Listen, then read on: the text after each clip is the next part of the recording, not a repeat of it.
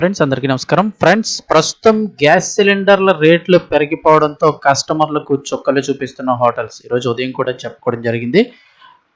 Commercial cylinder ధర ఏకంగా ₹1000 దగ్గరగా పెరిగిపోవడంతో ఆ భారం మళ్ళీ వినియోగదారుల మీద ఎవరైతే ఉంటారో వారి మీద వేస్తారని కూడా చెప్పుకున్నాం కదా. ఇప్పుడు అదే జరుగుతోంది. 2 తెలుగు రాష్ట్రాల ప్రస్తుత పరిస్థితి ఎలా ఉందో ఒకసారి తెలుసుకుందాం. వీడియో తప్పకుండా లైక్ చేయండి. అలాగే మరిన్ని అప్డేట్స్ ప్రతిరోజు తెలుసుకోవడానికి ఛానల్ని సబ్స్క్రైబ్ చేసుకోండి. వివరాల్లోకి వెళ్ళిపోతాం. సిలిండర్ల రేట్లు పెరిగిపోయాయి, అందుకే ధరలు పెంచామంటూ కస్టమర్లకు చుక్కలు చూపిస్తున్న హోటల్స్ ప్రస్తుతం 2 తెలుగు రాష్ట్రాల్లో కూడా మధ్యతరగతి పేద ప్రజలకు బయట తినడం అంటేనే గుండె గుబేలమంటుంది. ముఖ్యంగా హైదరాబాద్ వంటి మెట్రో నగరాలతో పాటు తెలంగాణ, ఆంధ్రప్రదేశ్లోని ప్రధాన పట్టణాల్లో హోటల్ యజమానులు ధరలను విపరీతంగా పెంచేస్తున్నారు. గతంలో ఉన్న పరిస్థితులు కాస్త కుదుటపడినా వినియోగదారుడికి మాత్రం ఆ వెసులుబాటు దక్కడం లేదు. ప్రతి చిన్న మార్పును తమకు అనుకూలంగా మార్చుకుంటూ కస్టమర్లను నిలువునా దోచుకుంటున్నారు. హోటల్ నిర్వాహకులు ధరలు పెంచడానికి ప్రధానంగా వినియోగిస్తున్న ఆయుధం గ్యాస్ సిలిండర్. సిలిండర్ ధరలు స్వల్పంగా పెరిగినా లేదా స్థిరంగా ఉన్నా సకాలంలో సిలిండర్లు దొరకడం లేదు. బ్లాక్ మార్కెట్లో ఎక్కువ రేటు పెట్టి కొనాల్సి వస్తుందనే సాకులు చెబుతూ మెనూ కార్డులోని ధరలను అమాంతం పెంచేస్తున్నారు. కమర్షియల్ సిలిండర్ ధర కొరత ఉందని చెప్తూ అనధికారికంగా ఎక్కువ ధరకు కొంటున్నామనే వంకతో ఇడ్లీ, దోశ నుంచి బిర్యానీ వరకు అన్నింటిపైన ధరలు భారీగా పెంచుతున్నారు. కొన్ని హోటల్స్లో గ్యాస్ ఛార్జీలను వేయడం కూడా మనం చూసాం కొన్ని బిల్లుల్స్లో.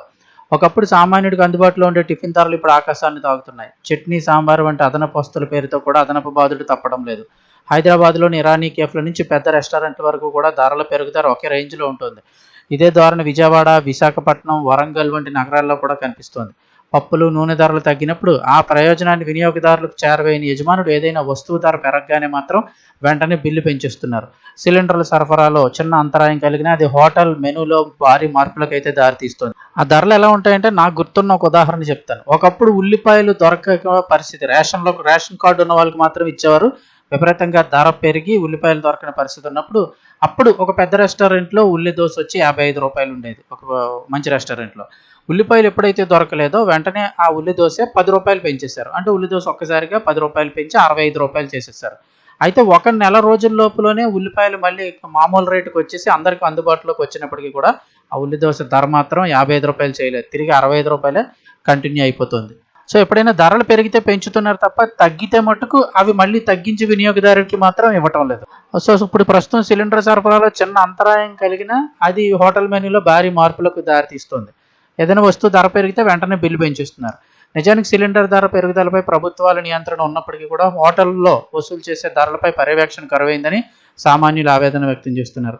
బ్లాక్లో సిలిండర్ కొంటున్నామని బహిరంగంగా చెబుతున్నా అటు అధికారులు కానీ ఇటు సరఫరాదారులు కానీ పట్టించుకోకపోవడం హోటల్ యజమానులకు వరంగా మారిందంటున్నారు. ఇప్పటికే హోటళ్లలో ఏది తీసుకోవాలన్నా పాత ధర కంటే అదనంగా ₹10 నుంచి ₹20 వసూలు చేస్తుండగా నేడు కమర్షియల్ సిలిండర్ ధరలు పెరగడంతో కొన్ని హోటల్లో దాదాపు మరో ₹20 వసూలు చేస్తున్నట్లుగా కస్టమర్లు ఆవేదన వ్యక్తం చేస్తున్నారు. అంటే రీసెంట్గా గ్యాస్ దొరక్క ఒక ₹20 పెంచితే ఈరోజు గ్యాస్ పెరిగిందని చెప్పి మరో ₹20 వసూలు చేస్తున్నట్లుగా చెప్తున్నారు. సామాన్యుడు కష్టపడి సంపాదించిన డబ్బులు సగం కడుపు నింపుకోవడానికే సరిపోతుంది. గ్యాస్ సిలిండర్ దొరకడం లేదనే నెపంతో వినియోగదారులు మోసం చేయడం సరైన పద్ధతి కాదు. పారదర్శకతమైన ధరలు ఉండాలి అని సాకులు చెప్పి దోచుకునే హోటళ్లపై అధికారులు కఠిన చర్యలు తీసుకోవాలని ప్రజలు కోరుతున్నారు. మీ ప్రాంతంలో ఏవైనా ధరలు పెరిగాయా? కామెంట్ సెక్షన్లో తెలియజేయండి.